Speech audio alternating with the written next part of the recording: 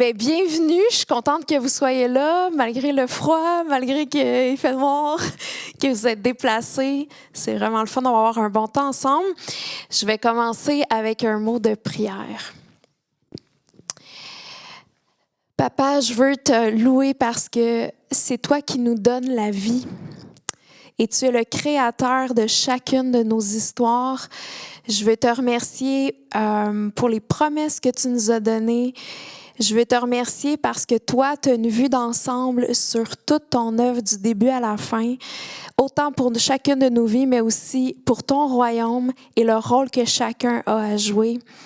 Je veux te remercier que tu es un Dieu fidèle, un Dieu qui penche son oreille vers nous pour écouter nos prières. Merci que tu te laisses toucher quand on est là vers toi, nos demandes, notre reconnaissance. Et merci pour mes frères et sœurs qui sont là ce soir. Ma prière, c'est que chaque personne puisse repartir d'ici avec un encouragement, un petit quelque chose à ramener en souvenir, puis que chacun puisse être encouragé dans sa vie de prière. Donc, on reçoit tout ce que tu as pour nous ce soir. Amen. Donc, le sujet de ce soir, c'est comment persévérer dans la prière malgré les délais. Je suis sûre que vous pensez déjà dans votre tête à au moins une requête de prière ou une promesse pour laquelle vous avez prié pendant longtemps, puis que des fois, il y a eu des délais. Peut-être vous attendez encore la réponse ou l'accomplissement. Et j'ai 5 trucs qu'on pourrait dire, 5 choses que je veux vous partager, que moi, ils m'aident. Peut-être qu'il y a peut-être juste une chose là-dedans qui va résonner dans votre cœur puis que vous allez pouvoir appliquer. Fait que je vous invite juste à être attentif à ce que le Saint-Esprit va vous parler dans vos cœurs pendant l'enseignement. Donc, la première chose, c'est écris ta requête et planifie un temps dans la journée pour être constant. Souvent, on arrête de prier simplement parce qu'on oublie. Je ne sais pas si ça vous est déjà arrivé, tu vas à une conférence ou tu entends un témoignage, puis ça t'inspire à prier, puis tu dis « Hey oui, je vais me mettre à prier pour tel sujet. » Puis là, après quelques jours, quelques semaines, c'est comme si l'émotion du moment n'est plus là. Puis tranquillement, soit qu'on prie moins régulièrement, puis tout d'un coup, on se rend compte « Ah, c'est vrai, j'ai arrêté de prier pour ça. » Fait que l'idée, c'est de noter la requête, de la garder en vue. Ça peut être sur votre frigo ou ça peut être dans un cahier, un journal, quelque chose pour le voir. Et de continuer même quand on ne le file pas. De persévérer là-dedans. Le fait d'avoir une plage horaire aussi, ça permet de développer une habitude. Je sais que c'est plus facile de garder un engagement quand c'est intégré dans notre routine. Je ne sais pas si vous saviez, mais on est des êtres d'habitude, les êtres humains. Notre cerveau prend toujours des raccourcis. On fait les choses qu'on est habitué parce que ça demande moins d'énergie que de réfléchir à chaque fois qu'on prend une décision. Fait que si on a déjà pris la décision que à tous les matins ou le jeudi soir, on va prier pour ça, c'est comme si on n'a pas besoin de réfléchir, c'est ça qu'on fait parce que c'est notre habitude. Donc, ça permet d'aider à être constant. Et ça me faisait penser à l'histoire de la veuve avec le juge inique dans Luc 18. Jésus, il raconte cette parabole-là, puis ça commence en disant « Pour montrer qu'il est nécessaire de prier constamment sans jamais se décourager ». Jésus est en train de dire que la constance, c'est important, que c'est important de prier.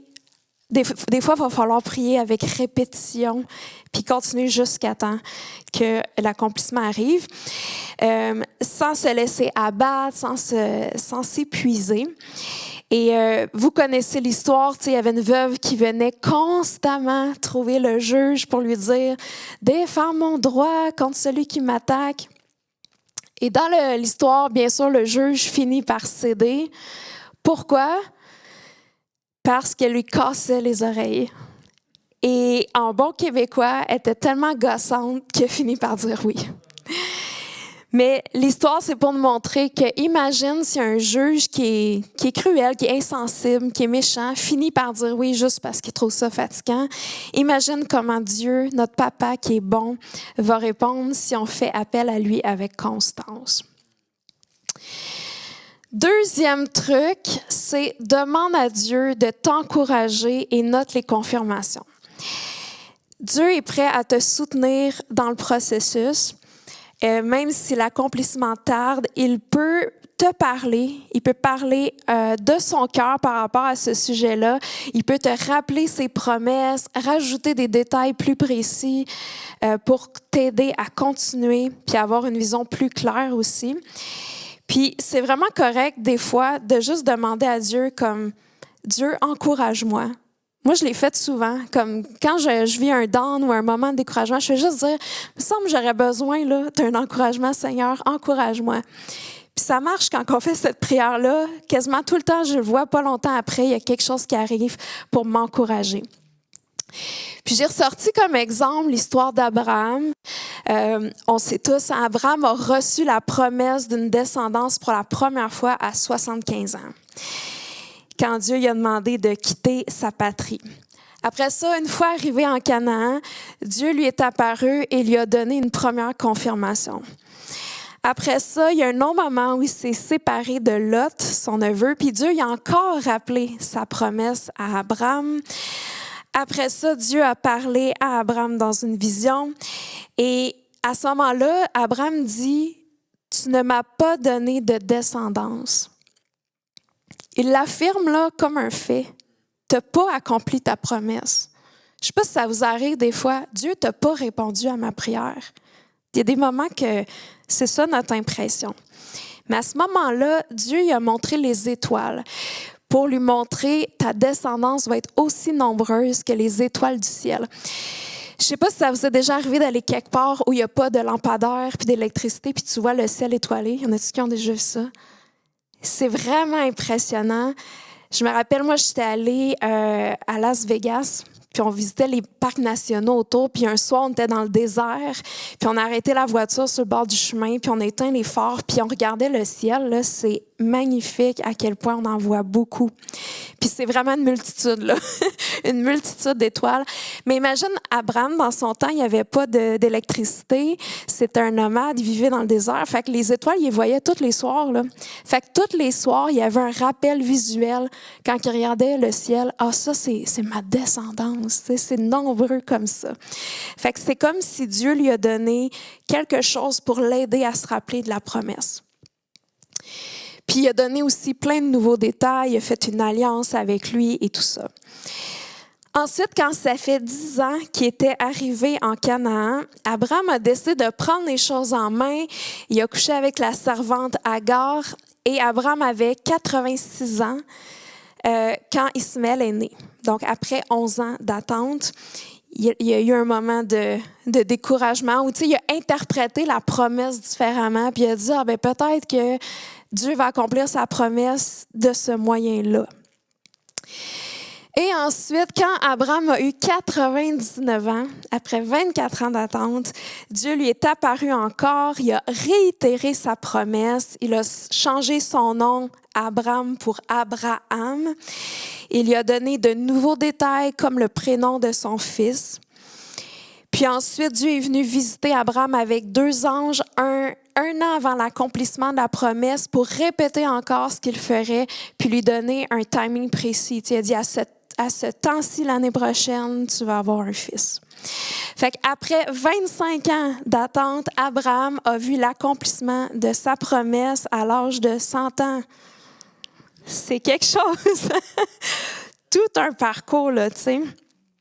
Mais on voit qu'à 6 reprises, Dieu a confirmé sa promesse pour l'encourager dans des moments où Abraham il avait déjà passé au plan B là, dans sa tête. Il avait du mal à espérer, mais en tout, Dieu a proclamé la promesse 7 fois. Et finalement, on lit dans Genèse 21, verset 1, « L'Éternel intervint en faveur de Sarah comme il l'avait dit. Il accomplit pour elle ce qu'il avait promis. » Donc, une chose que tu peux faire dans ton processus de prière et d'attente, c'est de noter les avancements et les développements, les encouragements que tu reçois de Dieu, les paroles prophétiques et les confirmations, les versets que Dieu utilise pour te parler, parce que tu es en train d'écrire ton historique avec Dieu. Et non seulement tu vas pouvoir retracer sa main dans ton histoire, puis tu vas pouvoir témoigner de ses œuvres, puis de l'accomplissement et tout ça, mais c'est aussi quelque chose que tu peux relire dans les moments de découragement pour te rappeler ce que Dieu a promis. Troisième chose, c'est trouve un partenaire de prière. Ça aide vraiment quand tu entends quelqu'un d'autre qui prie pour ta requête. C'est inspirant, c'est touchant. Des fois même, ça te montre des nouvelles manières de prier. Ah, j'avais pas pensé de demander ça comme ça. Ou ça t'inspire. Et quand on ne sait plus comment prier, je sais pas si ça vous arrive des fois, là, ça fait tellement de fois que tu pries pour un sujet que tu es comme, hey, je sais même plus là, quoi dire. Je sais plus comment prier. J'ai l'impression de répéter toujours la même affaire. Mais des fois, ça aide de prier avec une autre personne. Ça aide aussi à rester redevable. Ce qui est beau, c'est que cette personne-là, elle devient ta cheerleader dans ton parcours de foi. Elle va célébrer avec toi quand tu vas voir l'accomplissement parce que ça va être sa victoire à elle aussi. Parce qu'elle aussi, elle va avoir prié pour ça. Donc, tu peux t'engager à prier avec une personne régulièrement. Comme je disais tantôt, c'est de quoi que tu peux mettre à l'horaire. Comme j'ai fait ça pendant longtemps, mené avec des colocs, on priait pour le quartier une fois par semaine. En ce moment, avec ma sœur, on s'appelle un midi par semaine, puis on prie ensemble pour nos promesses. Puis, on a un exemple intéressant de ça avec l'histoire d'Anne dans 1 Samuel 1, de 10 à 17. Anne, elle n'avait pas d'enfant, puis elle priait dans le temple pour un fils, puis elle pleurait à chaudes larmes, elle priait super longtemps dans son cœur, puis elle bougeait juste les lèvres. Donc, Élie a pensé qu'elle était saoule. Donc, il l'a réprimandée, mais elle a répondu « Non, mon Seigneur, je ne suis pas ivre. Je n'ai bu ni vin ni boisson alcoolisée, mais je suis très malheureuse et j'épanchais mon cœur devant l'Éternel. » Ne me juge pas mal et ne me considère pas comme une femme perverse. Si j'ai prié aussi longtemps, c'est parce que mon cœur débordait de chagrin et de douleur. Et là, c'est intéressant ce qu'il y répond. Il dit, dans ce cas, va en paix et que le Dieu d'Israël exauce la requête que tu lui as adressée. C'est spécial qu'il lit, c'est comme il s'est accordé avec elle. Tu sais, il était comme... Bien, que Dieu l'exauce ta prière. Puis, Anne est tombée enceinte de Samuel. Le nom Samuel, ça veut dire « Dieu a entendu ». Et Jésus a aussi dit dans Matthieu 18, 19, « Je vous dis encore que si 2 d'entre vous s'accordent sur la terre pour demander quoi que ce soit, cela leur sera accordé par mon Père céleste. » Donc, je pense que Dieu honore l'unité dans la prière. Finalement, 4e, non, j'en ai 5, fait que c'est l'avant-dernier. 4e, laisse-toi inspirer par les réponses que d'autres ont reçues. Écoute les témoignages de gens qui ont eu des percées dans le même domaine de ta propre promesse pour fortifier ta foi. Ça peut être des gens dans l'Église, des fois que... Tu sais, des fois, on ne demande pas, je trouve, assez les uns aux autres. C'est quoi, toi, ton témoignage? Ou as-tu un témoignage d'une fois où tu étais guéri? Ou d'une fois où tu as vu Dieu accomplir ta promesse? Ou tu priais pour quelqu'un qui ne connaissait pas Jésus, puis cette personne-là est venue à Christ? Puis raconte-moi ce témoignage-là. Puis ça peut être aussi de chercher sur YouTube. Là, maintenant, on a tellement accès à plein de témoignages. Il y a plein de témoignages vraiment inspirants. Puis des fois, ça nous donne comme un... Tu sais, en attendant que nous, on ait notre accomplissement, mais de voir celui des autres, c'est vraiment un encouragement. Ça peut être aussi de méditer sur des histoires bibliques où des hommes et des femmes ont reçu aussi l'accomplissement de leurs promesses. Je trouve ça intéressant. On vient de parler, de Sarah et Abraham qui ont attendu vraiment longtemps pour avoir un fils. Ce fils-là, bien sûr, c'était Isaac. Isaac s'est marié avec Rebecca. Tu sais quoi? Elle aussi était stérile. Mais imagine quand Isaac prie Dieu pour sa femme. Lui-même, il est un miracle, là. Lui-même, il est le fruit d'années et d'années de foi et d'attente. Fait que je pense qu'il y avait tout un témoignage là, pour prier avec foi pour sa femme. Puis même après ça, Rebecca elle a eu des jumeaux, dont un qui était Jacob. Puis lui, il s'est marié avec, en tout cas, il y avait plus qu'une femme, mais Rachel était aussi stérile. Puis même chose, Dieu a répondu à sa prière. Puis on voit la fidélité de Dieu là, à chaque génération. Fait que dans Genèse 25, verset 21, ça dit Isaac supplia l'Éternel pour sa femme car elle était stérile et l'Éternel l'exauça. Sa femme Rebecca tomba enceinte. Donc c'est ça, ça peut vraiment une bénédiction juste d'entendre ce que Dieu a fait dans la vie des autres. Et le 5e truc qui est bien important, reste convaincu que Dieu est bon. Ça, c'est un gros morceau parce que je pense que souvent dans l'attente, on commence à avoir de la confusion à un moment donné. Parce qu'on ne comprend pas pourquoi c'est long, pourquoi ça n'arrive pas. Puis quand on commence à ne pas comprendre, des fois, c'est là qu'on prête des intentions à Dieu qui ne sont pas vraies ou qu'on commence à douter. Bon, es-tu vraiment bon? Tu veux-tu vraiment me bénir? Tu sais, pourquoi tout ça arrive? Fait qu'une chose que tu peux faire, c'est vraiment de pratiquer la reconnaissance, de le louer pour ce qu'il fait déjà dans ta vie et dans d'autres domaines. Et juste pour qui il est, rappelle-toi qui il est. Apprécie la saison dans laquelle que tu es. Dieu ne permet pas des délais parce qu'il est cruel, il n'est pas nonchalant avec ses promesses, mais il a le pouvoir de faire fructifier cette attente-là pour ton bien. Une des choses que Dieu fait dans les délais, c'est qu'il forme notre caractère. Et on a plusieurs exemples de ça dans la Bible. Par exemple, il y avait Joseph qui avait 17 ans quand il a eu ses rêves de destinée comme leader. Puis, il avait 30 ans lorsqu'il est devenu le bras droit de Pharaon. Donc, il y a eu 13 ans d'attente et de formation avant l'accomplissement. Il y a bien sûr David, qu'on pense qu'il avait à peu près 15-16 ans quand il a été oint comme roi par Samuel. Puis il avait 30 ans quand il est devenu roi de Juda, puis 37 ans lorsqu'il est devenu roi de tout Israël.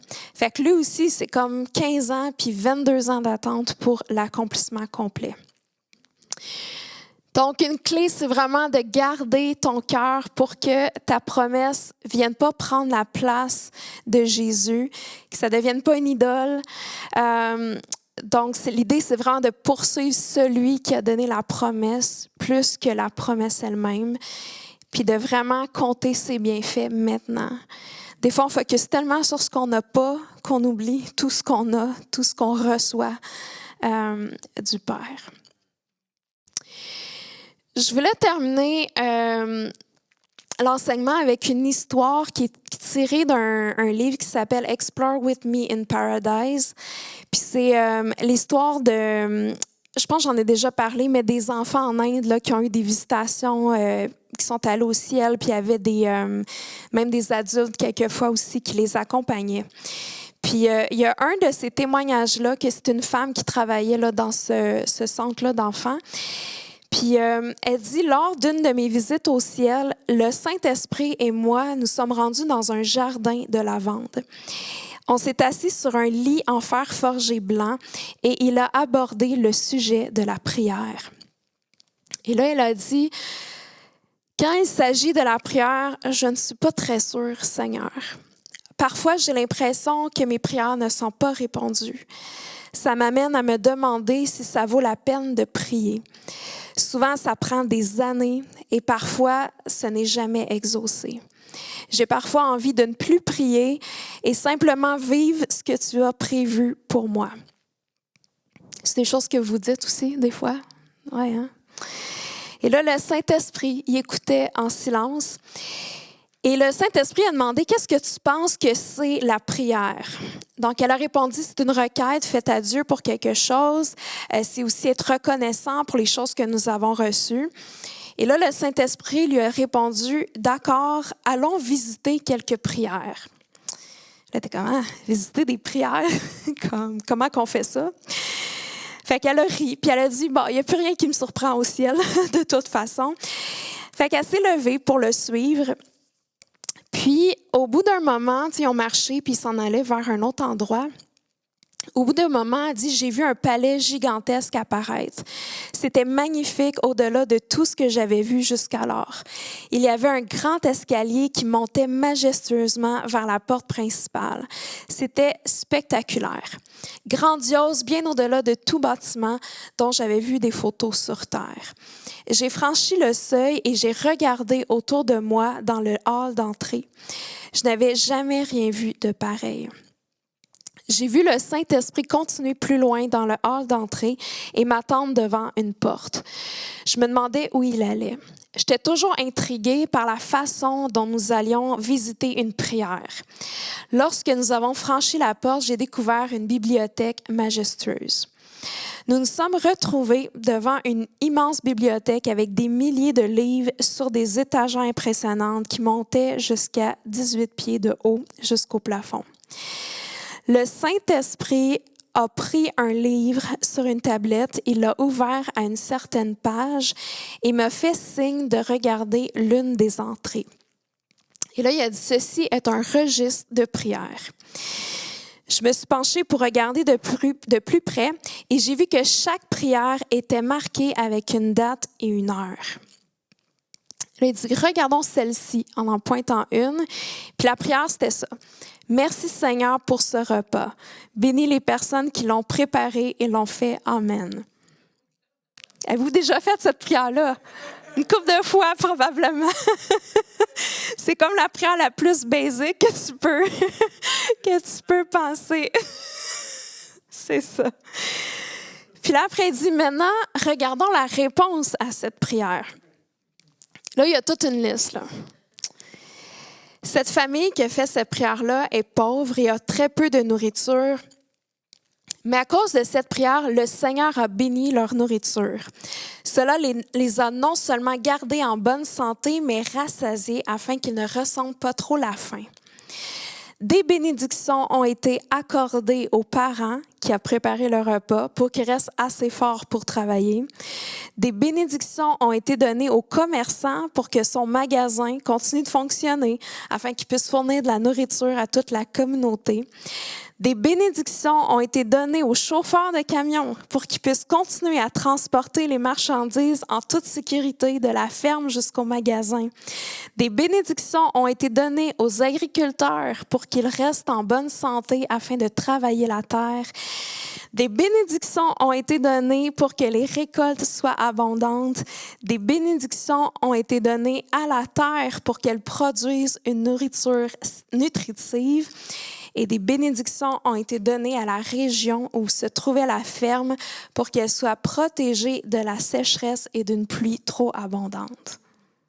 Ça fait une liste de 8 bénédictions que Dieu a relâchées à cause d'une prière comme tellement simple comme ça. Donc, le Saint-Esprit a dit, à cause de leur reconnaissance, le Père a béni beaucoup de gens.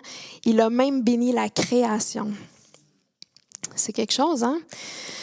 Fait qu'imagine toutes les prières que tu fais avec ardeur, avec persévérance pour des gens que tu aimes ou pour le salut, pour ta ville.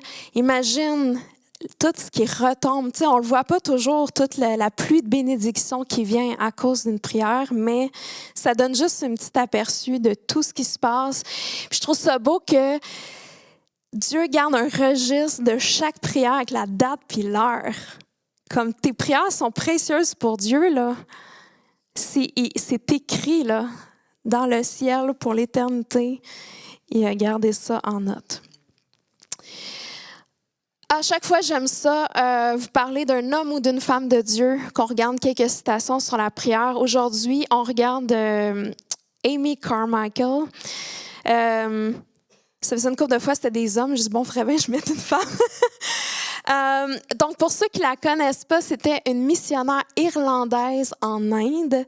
Elle a fondé un orphelinat. Elle a servi en mission pendant 55 ans.